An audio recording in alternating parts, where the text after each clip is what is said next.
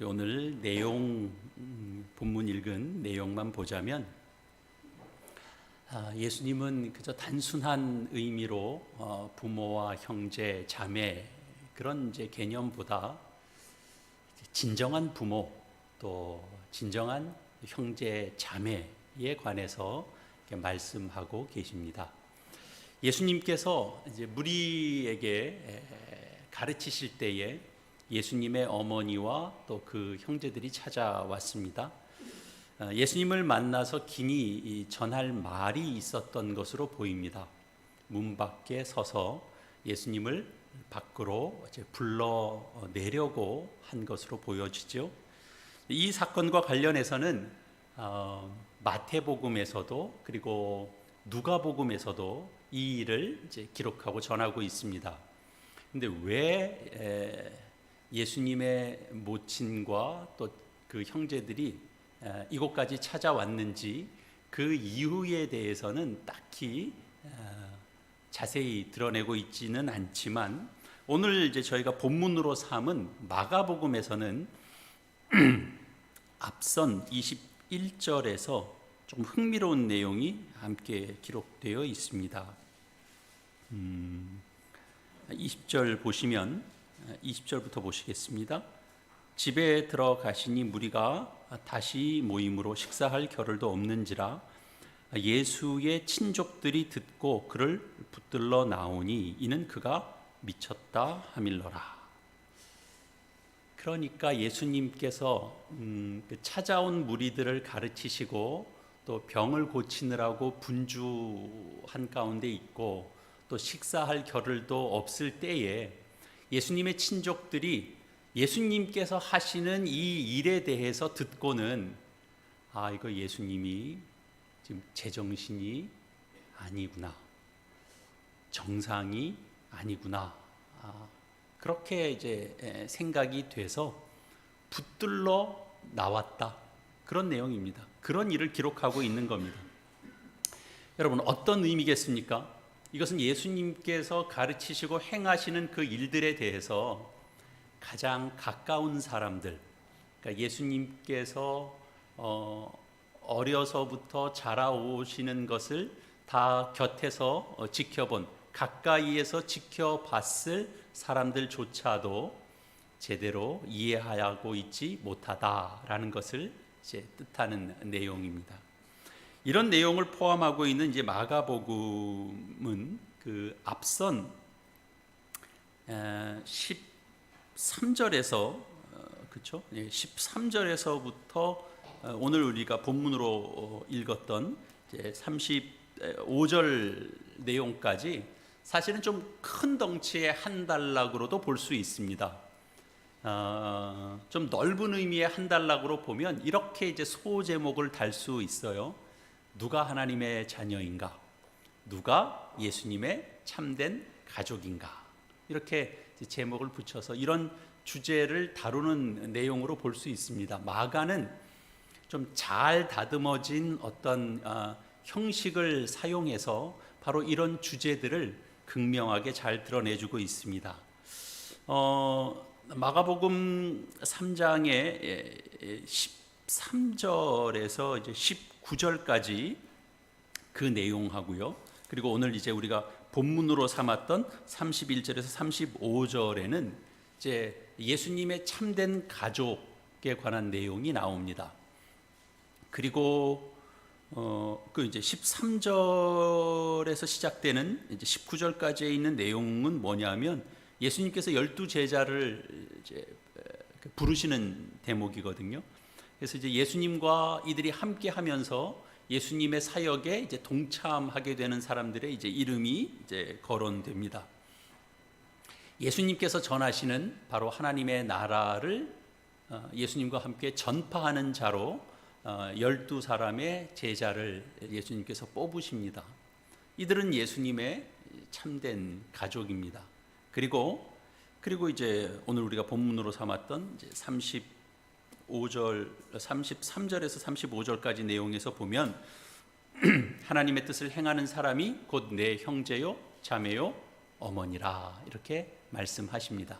그러니까 좀 이렇게 큰 단락으로 보면 이 단락의 처음과 끝에 예수님의 참된 가족에 대해서 예수님께서 말씀하시는 것으로 볼 수 있죠.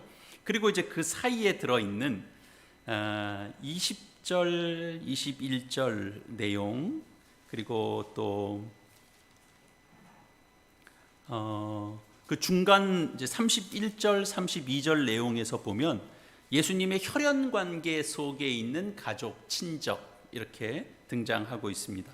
그런데 이제 마가는 예수님의 어머니와 형제를 예수님의 참된 가족 속에 포함하고 있는 것이 아니라 이렇게 좀 거리를 두고 있습니다. 조금 엄밀하게 얘기하자면 좀 제외시켜 두고 있습니다. 오히려 이들은 중간에 이제 그 20절에서 이제 30절에 이르는 내용 속에 등장하고 있는 이제 예수님의 대적자라고 할 수 있죠. 서기관을 비롯한 바리새파 사람들의 무리 속에 오히려 이들을 함께 연결시키고 있습니다. 그러니까 예수님의 친척들이 예수님을 찾아 나선 이유가 무엇입니까? 바로 예수님이 이제 제정신이 아닌 것 같다라는 이제 소문을 들었기 때문입니다. 그리고 귀신에 들려서 미친 짓을 하고 있다라는 거죠. 그래서 이제 그 3장 22절에서부터 이제 30절에 이르는 내용은 이 바리새파 사람들, 서기관들이 예수님을 어떻게 여기고 있는가 하는 내용이 이제 그 속에 담겨지는데요. 주된 내용은 바로 그런 겁니다. 그러니까 바알세불이 들렸다라는 것이고요. 그래서 이 귀신의 힘을 빌려서, 그것도 귀신의 왕의 힘을 빌려서 지금 귀신들을 쫓아내고 있는 것이다. 그러니까 귀신의 왕의 힘을 빌려서 졸개 귀신들을 쫓아내고 있는 중인 것이다. 그렇게 이야기하고 있는 것이거든요. 그러니까 그러니까 예수님의 친척, 그리고 또 그 가족, 또 그런 사람들을 어느 부류에 지금 연결시키고 있는가 하면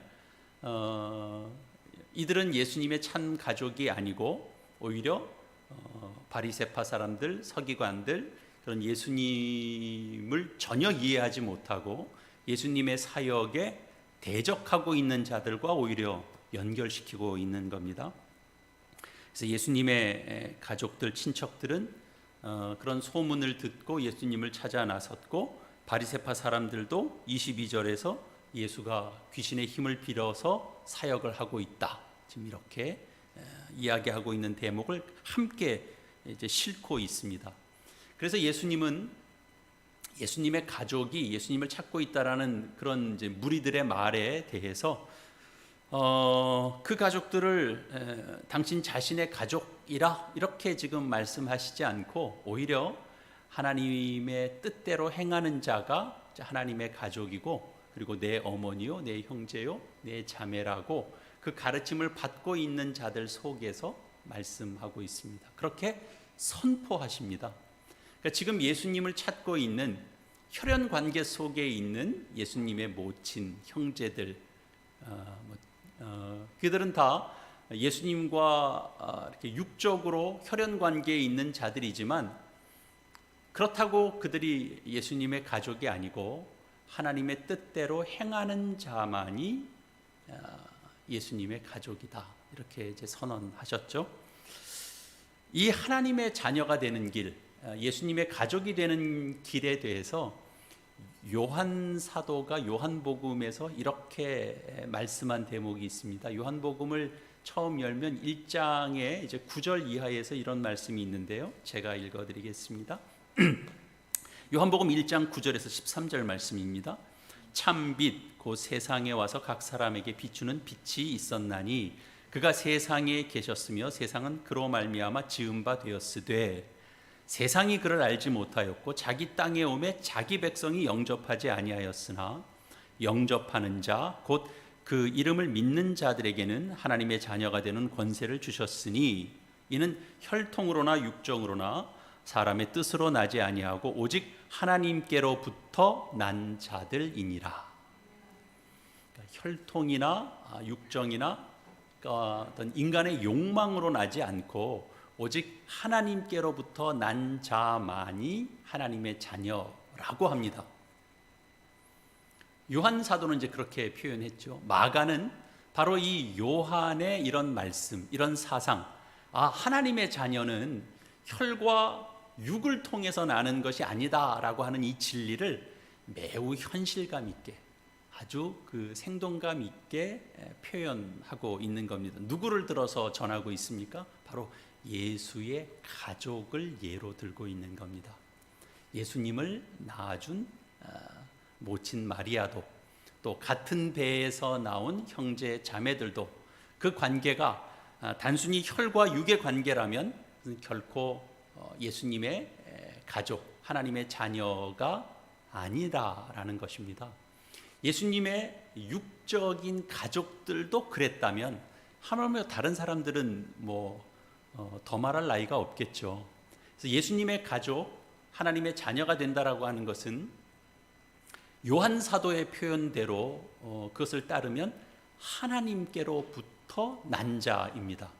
그런데 마가는 이 하나님으로부터 난 자라는 이 진리를 어떻게 표현했냐 하면 하나님의 뜻을 행하는 자, 이렇게 표현한 겁니다. 그가 예수님의 참된 가족이요 하나님의 자녀라고 말합니다. 같은 말을 좀 다른 의미로 표현한 것입니다. 요한의 하나님으로부터 난 자와 마가식의 표현으로 하나님의 뜻을 행하는 자, 같은 의미를 담고 있습니다. 우리는 누가 하나님께로부터 난 자인지를 사실 우리는 모릅니다. 우리는 우리의 육신의 부모를 압니다. 내 어머니가 나를 출생했다라는 것 우리가 알죠. 우리가 직접 보지는 봤겠죠. 그러나 기억을 못하는 것이겠죠. 그러나 어쨌든 많은 증인이 있고, 그리고 이제 법적, 의학적 증거들이 있는 겁니다. 그러나 우리는 누가 하나님의 자녀인지, 그러니까 하나님으로부터 난 자인지, 누가 하나님으로부터 난 자인지를 우리는 잘 모릅니다. 그것을 이렇게 딱히 증명해 줄 만한 물리적인 방법은 사실 없습니다. 그 하나님의 자녀가 딱 되는 순간을 누가 이렇게 딱 본 것도 아니고요. 아니면 무슨 생명책이라는 것이 우리한테 주어져 있어서 거기에 이제 하나님의 자녀는 이렇게 명확하게 이름이 딱 찍혀가지고, 우리가 저기 동사무소 주민센터 가면 내 이름 확인할 수 있는 것처럼 그렇게 우리가 확인할 수 있는 것도 아닙니다. 하나님의 자녀, 예수님의 참된 가족은 하나님께로부터 난 자이어야 되고, 그것이 명백한데 문제는 그것을 어떻게 알 수 있는가, 그것을 어떻게 확인할 수 있는가 하는 점일 겁니다. 바로 그런 질문에 대해서 마가는 이렇게 표현하고 있는 거죠. 하나님의 뜻대로 행하는 자가 하나님의 자녀다, 이렇게 우리에게 설명해 주고 있습니다. 누가 하나님께로부터 났는지 아무도 모르죠. 누가 그것을 보았는가 라고 그러면 우리는 누가 얘기할 수 있는 자가 없습니다. 혈과 육의 관계로는 확인할 수가 없습니다. 예수님의 어머니조차도 그것은 하나님께로부터 났다 이렇게 확언할 수가 없습니다. 인간이 가지고 있는 어떤 외적인 조건도 그가 하나님의 자녀요 예수의 참된 가족이다라고 단언할 수가 없습니다.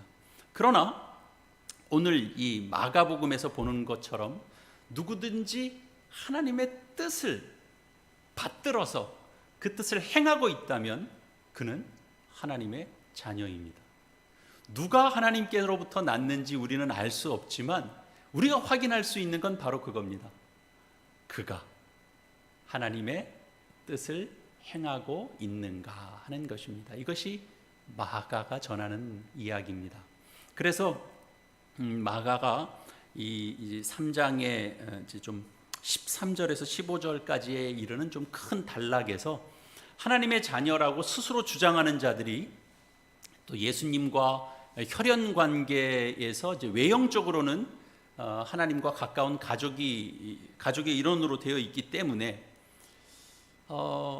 그렇게 가까운 자들이 어떻게 예수님의 대적자가 되는지, 그리고 어떻게 해서 예수님과는 아무 상관없는 자가 됐는지, 그런 것들을 이제 설명해 주고요. 그리고 반대로 예수님과 전혀 상관없는 자가, 오히려 사람들로부터 죄인 취급을 받던 자가, 그래서 하나님의 나라를 생각하자면 그 주변부에 있는 사람들, 그 안에 들어갈 수 없는 사람들, 그 바깥에 있는 사람들로 치부되었던 사람들이 어떻게 하나님의 자녀가 되고 하나님 나라에 들어가게 되고 예수와 참된 가족이 될 수 있는지를 우리에게 가르쳐주는 대목입니다. 하나님의 뜻을 행하지 않으면서 자신의 어떤 그 혈통과 그런 것들을 근거해서, 이런 외형적인 조건에 근거해서 뭐 오늘날로 치자면 무슨 어떤 종교적인 신분, 교회에 출석하고 있습니다 라는 것을 근거로 해서 자신은 하나님의 자녀다 라고 주장하는 것들에 대해서도 한번 우리를 상기시키는 대목이 됩니다. 오직 예수님의 참된 가족은 하나님의 뜻에 순종하고 그 뜻대로 행함으로 인해서 우리는 확인받을 수밖에 없다라는 것이죠. 다른 방법은 없는 겁니다. 예수님께서 이 이제 12제자를 언급하는 대목에서도 사실은 이 부분이 드러납니다. 12제자를 뽑았던 그 기준이 있습니다. 그들에게 맡겼던 사역이 있습니다. 주님께서 원하셨던 자들입니다. 그리고 주님께서 함께 하고 싶어 했던 자들입니다. 이들과 함께 주님은 말씀을 나누시고 이들과 함께 말씀을 전파할 겁니다. 그리고 이들과 함께 귀신 들린 자들을 치유하게 될 것입니다. 이만큼 완벽한 하나님의 자녀의 조건이 어디 있겠습니까? 그러나 이런 조건을 가진 자, 이런 사명으로 부름받은 자도 하나님의 뜻대로 살지 않고 하나님의 말씀에 순종하지 않고 자기 욕심을 따른다면 하나님의 가족이 될 수 없다라고 하는 것을 마가는 어떻게 표현하고 있냐 하면 가롯 유다를 들어서 가롯 유다의 배반을 언급하면서 우리에게 극명하게 보여주는 겁니다. 마가는 예수님께서 육신적인 아브라함의 자손이 바로 하나님의 자녀가 된다라고 여겼던 이스라엘, 그 이스라엘의 12지파, 그런 것들을 예수님께서는 근거 삼지 않으시고 예수님이 친히 12제자를 이제 부르십니다. 뽑으십니다. 그래서 이들을 통하여 이제 새로운 하나님의 가족을 지금 시작하고 계시지만, 이 12제자 속에 속한다라고 하는 그 자체가 자동적으로 하나님의 나라의 일원이 되는 것은 아니다라는 것을 가롯 유다를 통해서도 우리에게 가르치는 거죠. 구약 말씀을 보면 구약의 미가 선지자가 또 이와 결을 같이 하는 진리의 말씀을 이렇게 표현합니다. 미가서 말씀 잠깐 찾아보겠습니다. 우리 오늘 본문 말씀 또 표시를 좀 해두시고요.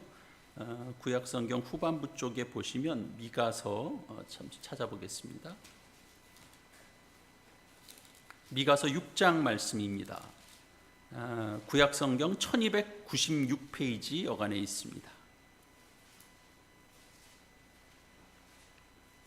구약 성경 1296페이지 미가 6장 6절에서 8절까지 말씀 같이 읽겠습니다. 미가 6장 6절에서 8절까지 말씀입니다. 내가 무엇을 가지고 여호와 앞에 나아가며 높으신 하나님께 경배할까? 내가 번제물로 1년 된 송아지를 가지고 그 앞에 나아갈까? 여호와께서 천천의 숫양이나 만만의 강물 같은 기름을 기뻐하실까? 내 허물을 위하여 내 맏아들을 내 영혼의 죄로 말미암아 내 몸의 열매를 드릴까? 사람아, 주께서 선한 것이 무엇임을 네게 보이셨나니 여호와께서 네게 구하시는 것은 오직 정의를 행하며 인자를 사랑하며 겸손하게 내 하나님과 함께 행하는 것이 아니냐. 아멘. 주께서 요구하는 것이 무엇입니까? 오로지 공의를 실천하고 인자를 사랑하고 겸손히 하나님과 함께 행하는 것입니다. 말을 바꿔보면 하나님의 뜻대로 행하는 것입니다. 하나님의 뜻대로 행하는 자입니다. 아무리 수천의 수량과 수만의 어떤 강줄기를 채울 만한 좋은 기름을, 올리브 기름을 드린다고 해서, 여기서는 심지어 마다들을 바친다고 해서 하나님께서 기뻐하시겠는가? 라고 되묻고 있죠. 아니라는 거죠. 하나님께서 기뻐하시는 것은 하나님과 함께, 여호와 하나님과 함께 행하는 것, 그의 뜻대로 행하는 것이다 라는 겁니다. 마찬가지로 우리가 우리의 이 하나님의 자녀됨을 확인하는 것 또한 우리가 행하는 어떤 종교적 예식에 충실한 것, 그것을 의미하지 않습니다. 우리가 그래도 나는 이상한 단체에 속해 있지 않아, 나는 지극히 이렇게 정상적인 교회에 몸담고 있고, 나는 전통이 있고 좋은 평가를 받고 있는 교단에 속해 있는, 또 건강한 교회에 소속되어 있다는 것, 나는 모태신앙으로 또 내 삶을 출발하게 됐다는 것, 내가 빠지지 않고 교회에 출석하고 있다는 것, 내가 땀 흘려 수고하고 내가 번 것을 이걸 내가 번 것이라고 생각하지 않고 하나님께서 복 주시고 허락해 주셔서 내가 누리고 사는 자원이라고 생각해서 그것을 하나님께 구별하여 헌금을 하고, 그리고 또 말씀 묵상하고 기도하고, 그렇죠. 이런 행위들이 우리 속에 있죠. 이것 자체가 우리가 하나님의 자녀이다라는 것을 증명해 주는 것은 아닙니다. 물론 이런 것들이 전혀 상관이 없거나 하찮다 그런 뜻은 물론 아닙니다. 중요합니다. 매우 중요합니다. 어떤 차원에서 중요하냐 하면, 우리가 하나님의 뜻대로 행하는데 이것이 없으면 아무것도, 이게 에너지를 공급하는 데가 없는 데서 느닷없이 하나님의 뜻대로 행할 수가 없기 때문입니다. 그래서 당연히 이런 삶은 우리에게 필요합니다. 여기서 에너지를 공급받습니다. 주일에 참여하지 않고 말씀 나는 아무 상관이 없고 이렇게 헌금 생활 안 하고 그런데 느닷없이 하나님의 뜻대로 우리를 행하게 하신다, 연결되는 부분이 없는 거죠. 그런 차원에서 우리에게 중요합니다. 에너지를 공급해 줍니다. 동기를 부여한다는 차원에서는 매우 중요합니다. 그러나 이런 행위 자체가 그냥 우리가 하나님의 자녀가 되는 것은 아닙니다. 우리가 하나님의 뜻대로 행하는 것과 직접적인 관계 없이 이런 어떤 종교 예식을 치룰 수 있고 참여할 수 있고 그럴 수 있습니다. 사람은 그럴 수 있습니다. 그러니까 우리가 점검이 필요하고, 또 우리가 서 있는 자리에서 우리가 좀 더 신실하게 우리 스스로를 좀 의심해 봐야 됩니다. 건강한 의심이 필요합니다. 우리가 읽은 이 단락에서 예수님의 육신적인 가족들이 예수님을 이해 못하는 자로 등장하고 있죠. 그리고 하나님의 율법에 대해서 그 열심과 정성이 대단했던 바리새파 사람들이 바로 예수님에 대하여 대적하고 반역하는 사람으로 나오고 있다는 것, 우리가 잊으면 안 됩니다.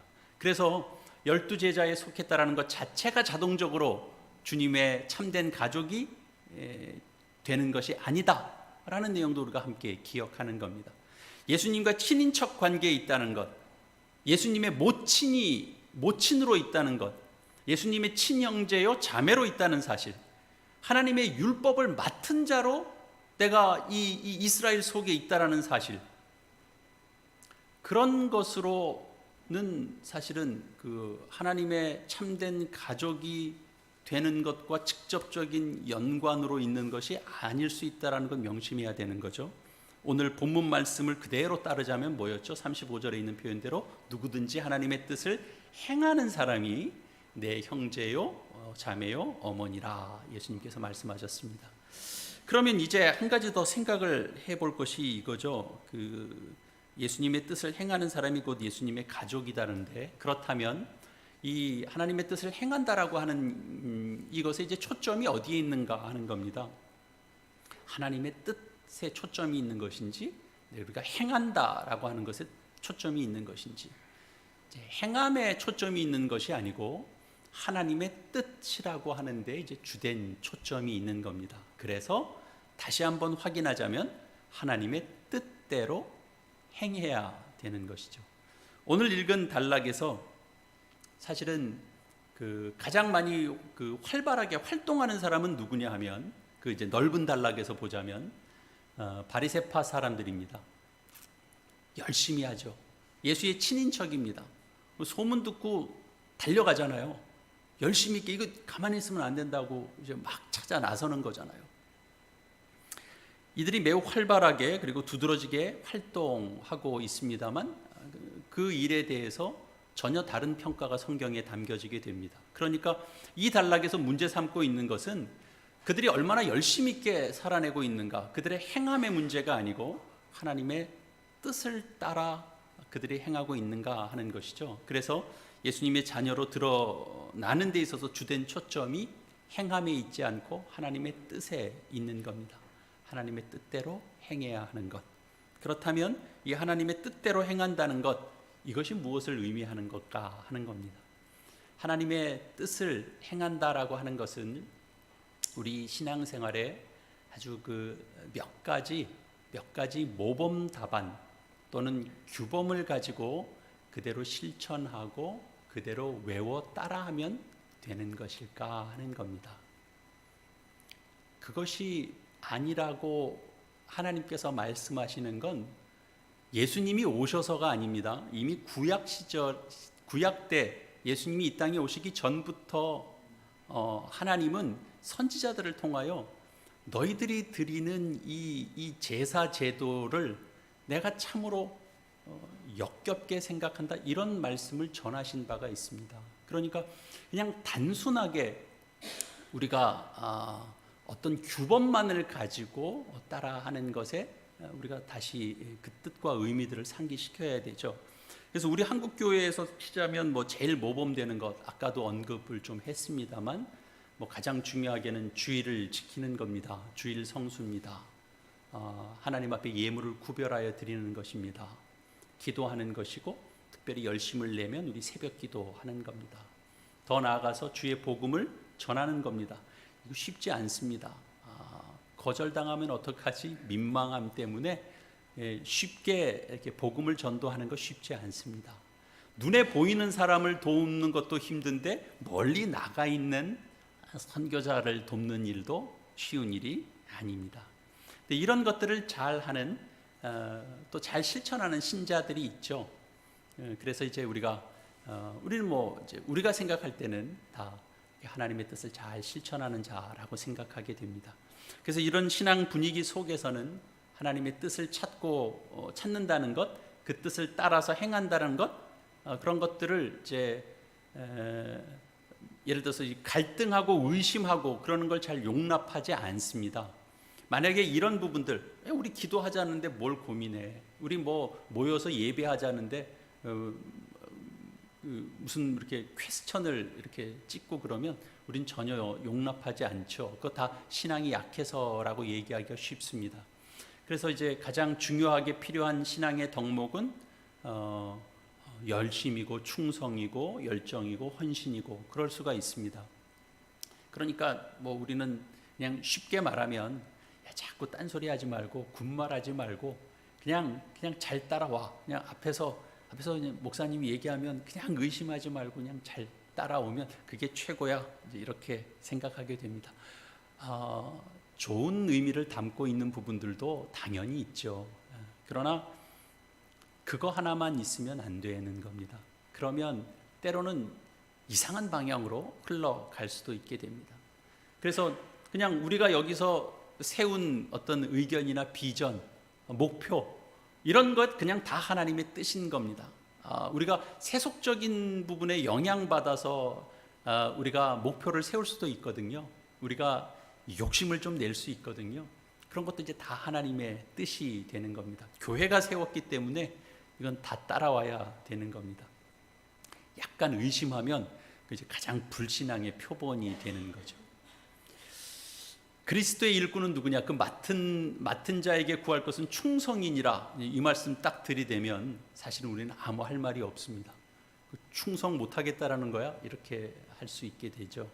그래서 사실 제가 느끼는 것 중에 물론 그렇게 하지 못하는 것도 분명 우리의 연약함입니다. 그러나 우리가 할 수 있다고 하더라도 사실 우리 한국교회가 갖고 있는 이제 좀 부족한 부분들 가운데는 우리에게 좀 진지한 고민이나 성찰 없이 몇 가지 규범만 제시하게 될 때 사실은 우리의 신앙이 깊어지기 어렵고 또 우리 신앙이 갖고 있는 풍성함 또는 우리 인생이 겪고 있는 어려움에 대해서 우리가 잘 이해하지 못할 수 있습니다. 그러면 주께서 허락하시는 은혜도 우리가 풍성히 누리는데 어려움이 있을 수 있죠. 그래서 우리가 하나님의 뜻을 행하기 위해서 무엇보다 하나님의 뜻이 무엇인지를 우리가 좀 알아가야 되는데요. 우리가 하나님의 뜻이 무엇인지를 묻고 찾아가야 되죠. 그것 없이, 그 고민 없이, 그 진지한 생각과 고민과 기도 없이, 그 물음 없이 하나님의 뜻에 대한 어떤 지식의 발전 없이 그냥 행동만 앞선다면 결국은 우리는 몰 이해 속에 있었던 예수님의 친족 그리고 바리새파 사람들 그들과 전혀 다를 바가 없게 됩니다. 그렇다면 이제 남은 것 우리가 생각해야 되는 것 하나님의 뜻이 무엇인가일 텐데요. 하나님의 뜻대로 살기 위해서는 우리가 하나님의 뜻을 알아야 되잖아요. 당연하죠. 근데 하나님의 뜻이 무엇입니까? 하나님의 뜻을 찾기 전에 우선 이런 질문부터 던져야 되죠. 하나님의 뜻이 무엇인가? 라는 질문. 누가 하는 것이냐 하면 사람이 하는 겁니다.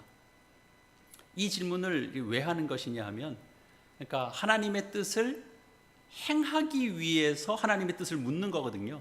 우리가 하나님의 뜻은 어디에 있을까요? 라고 묻는 사람이 있다면 그 사람은 지식을 구하는 게 아닌 겁니다. 하나님의 뜻이 무엇인지를 구하는 사람은 그건 하나님의 뜻대로 살고 싶다라고 하는 마음이 있는 겁니다. 바람이 있는 겁니다. 그래서 찾고 묻는 겁니다. 그 하나님의 뜻대로 살기 원하는데 그 뜻을 잘 모르겠는 거거든요. 우리의 현실이 참 단순하지 않습니다. 변화가 참 많습니다. 그래서 생각할 것도 참 많아지고 다양해집니다. 그래서 하나님의 뜻을 구별하는 것도 단순하지 않는 그런 상황들이 많습니다. 그러면 언제쯤 우리는 하나님의 뜻을 좀 알게 될까요? 언제쯤 우리가 확신을 가지고 당당하게 이건 하나님의 뜻이지 라고 말할 수 있을까요? 언제쯤 하나님의 뜻을 우리는 찾을 수 있을까요? 신앙생활을 좀 얼마나 하면 좀 우리가 선택하는 것에 대해서 좀 자신감이 생길까요? 신앙생활을 한 10년 가지고는 안 될 것 같고요. 한 20, 30년을 좀 하면 그러면 뭔가 하나님의 뜻을 좀 분별하는데 좀 자신감이 좀 있을까요? 하나님의 말씀을 통해서 우리가 하나님의 뜻을 찾을 수 있잖아요. 그 말씀은 우리가 일독해서는 하나님의 뜻을 잘 모를 것 같고요. 한 10독쯤 하면 하나님의 뜻을 좀 분별하는데 좀 자신감이 들까요? 10독 가지고도 어려울 것 같기도 하죠. 제가 무슨 말씀을 하려고 하는지 여러분 좀 느끼실 겁니다. 우리는 하나님의 뜻을 잘 알지 못합니다. 하나님의 뜻이 무엇인지를 우리가 찾아가는 이 과정 자체가 우리가 참 하나님의 뜻을 잘 모른다라고 하는 것을 전제로 하고 있는 겁니다. 새카맣게 모른다 그런 차원으로 얘기하는 것이 아닙니다. 우리는 평생에 걸쳐서 하나님의 뜻이 무엇인지를 묻고 찾아가고 알아가야 되는 존재입니다. 평생 하나님의 뜻이 무엇인지를 질문하며 살아가는 그런 존재들입니다. 우리가 평생에 걸쳐서 하나님의 뜻이 무엇입니까를 끊임없이 물어도 우리는 마지막 하나님이 부르시는 그 순간까지도 여전히 모르는 지점을 가진 채로 하나님께 부름을 받을 수 있습니다. 그러나 분명한 것이 있다면 우리의 인생, 우리의 존재가 하나님의 뜻대로 행해야 되는 존재거든요. 그러니까 우리의 사람됨은 어디 있냐면 내 뜻대로 사는 것에 있는 것이 아니고, 사람의 사람됨은 하나님의 뜻을 알고 하나님의 뜻대로 사는 것, 하나님의 뜻대로 행하는 것으로만 가능합니다. 그 속에서만 사람의 사람됨이 드러납니다. 하나님의 뜻대로 살아야만 하나님의 자녀가 되고 신자다워지고 사람다워지고, 그리고 그 뜻을 찾고 구하며 나아가야만 그 길에서 한 가닥 우리는 빛을 볼 수 있는데, 사실은 이 뜻을 날마다 찾고 구해가야 되는 것, 그러나 여전히 우리는 잘 알지 못하는 속에 있다는 것, 이런 게 이제 우리 신자가 겪는 딜레마 같은 거죠. 이거 어떻게 해야 됩니까? 이것을 하나님 앞에 정직하게 드러내야 됩니다. 이것을 정직하게 하나님 앞에 노출시켜야 됩니다. 저도 이제 50 중반이 이렇게 넘어가는 때이고, 신학교를 들어가서 뭔가 이제 하나님에 관해서 열심히 알아가려고 이렇게 하나님께서 부르셨던 이런 시간들, 이런 시간들을 이렇게 되짚어 보면 참 내 마음대로 참 되지 않는 일들도 많이 겪고요. 내 삶인데 내가 어떻게 할 수가 없는 상황에 우리는 자주 접합니다. 내가 잘 모르겠는 상황, 내가 어떻게 할 수 없는 상황, 이게 다 있는 거예요. 내가 모르는 상황도 있고, 내가 이거다라고 아는 건 있는데 그 뜻대로는 다 못하겠어요. 하면 안 될 것 같아요. 그런 상황이 다 있는 겁니다. 그러면 우리 안에 이렇게 절망감이 몰려오죠. 이런 거 우리가 신앙생활 하면서 예수님 믿기 때문에 우리가 안 겪냐? 그렇지 않습니다. 우리 겪습니다. 자주 겪습니다. 하나님의 뜻이 이렇게 분명하게 확인되면 겪지 않을 그런 상황들일 수도 있겠습니다만, 우리는 현실에서 이런 어려움들을 겪습니다. 우리가 하나님의 뜻을 찾고자 해도 찾아지지 않을 때가 있습니다. 더 나아가서는 정말 하나님의 뜻을 찾는 정도가 아니라 하나님의 존재 자체가 사라진 것 같은 느낌을 받을 때도 있습니다. 하나님은 계시는데 하나님의 뜻을 모르겠다가 아니고, 하나님이 어디 숨으신 것 같은, 하나님이 사라진 것 같은 그런 상황 속에도 우리는 종종 떨어집니다. 그러니까 이건 제 얘기도 이 속에 많이 담겨져 있습니다. 여러분 이야기이기도 할 겁니다. 이런 삶의 딜레마가 우리 삶에 있다라는 거죠. 제가 여러분에게 절망을 주려고 하는 내용이 전혀 아닙니다. 하나님의 뜻대로 행하는 것, 우리 삶 가운데 반드시 있어야 하는 것인데 그것이 단순하지 않다라는 겁니다.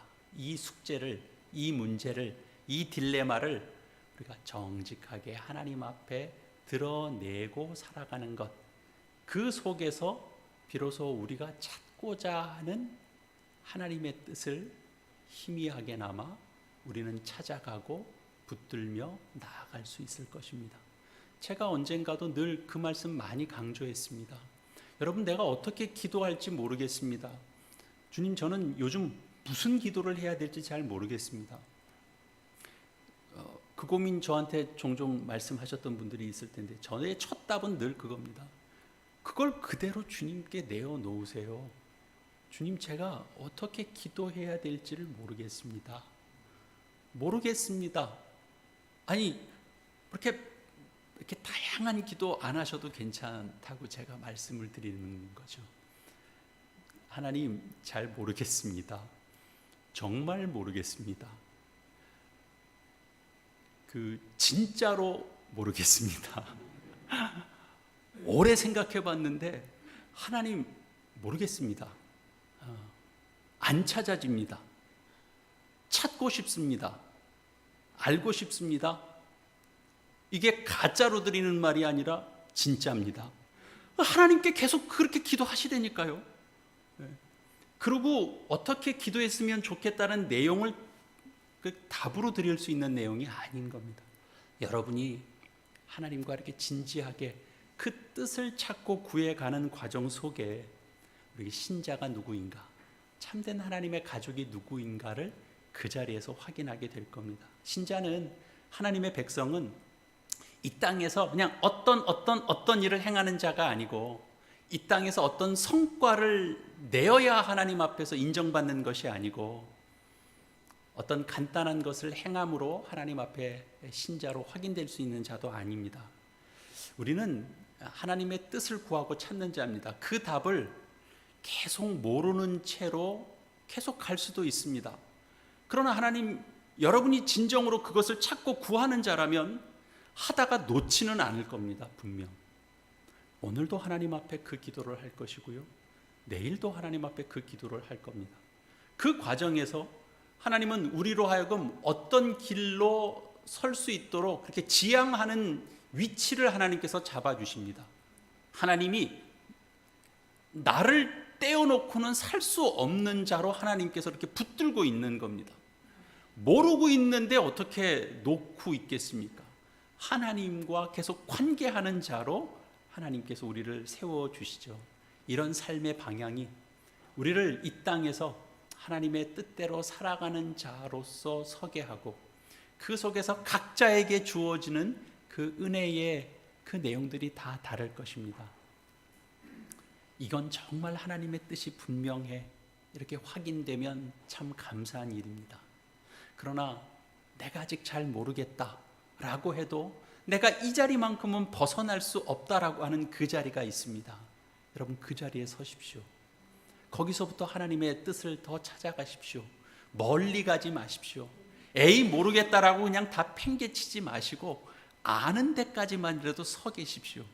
거기서 하나님을 찾고 그 뜻을 구하고, 그리고 주의 뜻을 받들어 섬겨갈 수 있는 지혜와 능력과 마음과 품성을 달라고 함께 기도해 나가십시오.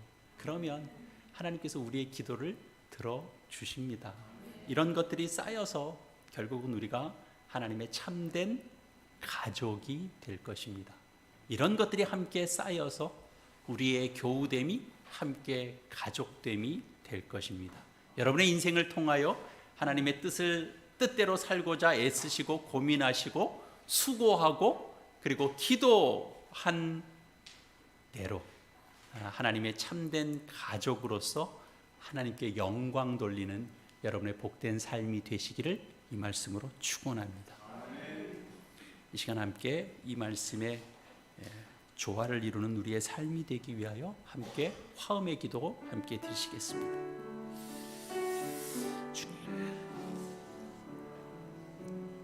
주님, 예수님의 친인척으로, 가족으로 정말 안타까운 심정으로 찾아 나선 행동이 예수님의 참된 가족됨을 증명하는 것이 되지 못하고, 예수님의 말씀을 맡은 자로서 그 말씀을 충성되이 지키는 자로 예수님의 사역을 평가한 서기관들도 예수님의 참된 가족이 되기는커녕 대적자가 되고 마는 것을 봅니다. 주님, 저희는 하나님으로부터 난 자라는 것을 확인할 다른 방법이 없습니다.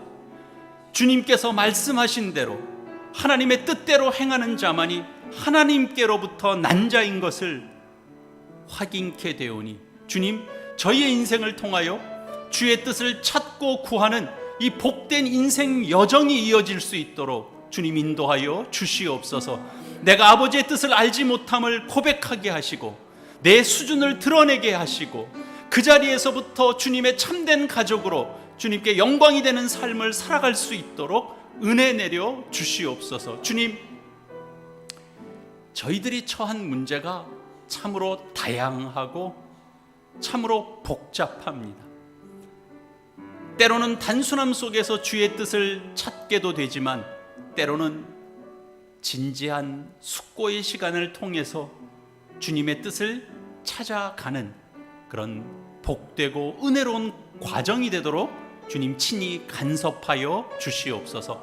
평생에 걸친 이 신앙 여정이 저희 모두를 진정한 주님의 가족으로 더 깊어지고 더 은혜 풍성한 삶이 되도록 인도하여 주시옵소서. 예수님의 이름으로 기도합니다. 아멘.